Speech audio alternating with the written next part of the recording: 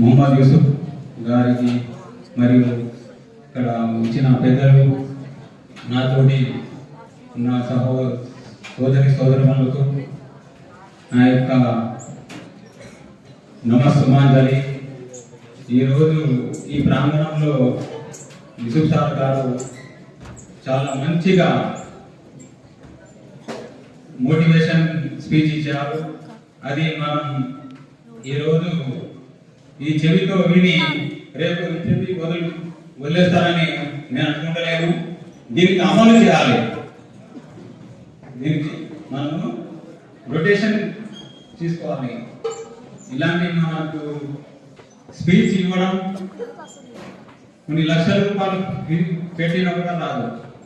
నేను వ్యాపారం బిజినెస్లో పోతే అక్కడ టోకెన్ తీసుకుంటారు 200, 300, 500. లక్షల రూపాయలు ఇస్తేనే మోటివేషన్ వచ్చి స్పీచ్ ఇస్తారు.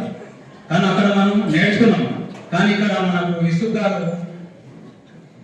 ఇక్కడ మనకు అదృష్టం.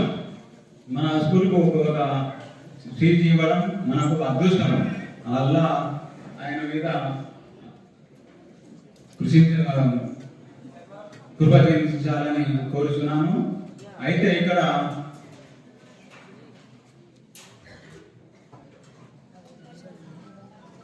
నేను ఇప్పుడు టైం అయిపోతుంది కాబట్టి నేను కొద్దిగా స్క్రిప్ట్ రాసుకొచ్చాను. నాకు అవకాశం ఇవ్వాలని కోరుతున్నాను.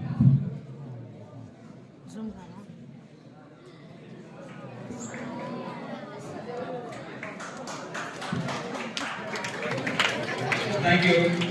సభకు వచ్చిన పెద్దలకి, మా అక్క చెల్లెలకు, అధికారులు మరియు ఇక్కడ వచ్చిన సోదరులకు అందరికీ హృదయపూర్వకంగా నమస్కారం తెలుసుకున్నాను. ఈరోజు భారత్ రత్న మౌలానా అబ్దుల్ కలాం ఆజాద్ గారికి 136వ జయంతి బర్త్డే జరుపుకుంటున్నాం. దేశమంతటా కూడా ఈ నవంబర్ 11వ తారీఖున జాతీయ దినోత్సవం, విద్యా దినోత్సవం అంటే నేషనల్ ఎడ్యుకేషన్ డే నవంబర్ 11వ తారీఖున జరుపుకుంటున్నాం. 2008లో మౌలానా అబ్దుల్ కలాం ఆజాద్ జయంతిని మైనారిటీ వెల్ఫేర్ డే అని వైఎస్ రాజశేఖర్ గారు ప్రకటించారు. అయితే ఇక్కడ మౌలానా ఆజాద్ గురించి 2 మాటలు చెప్పుకోవాలి. అందులో గొప్ప కార్యక్రమం ఏమిటంటే భారతదేశంలో తొలి విద్యాశాఖ మంత్రి ఎవరంటే చెప్పండి, मौलाना अब्दुल कलाम बड़े अहम शख्सियत है।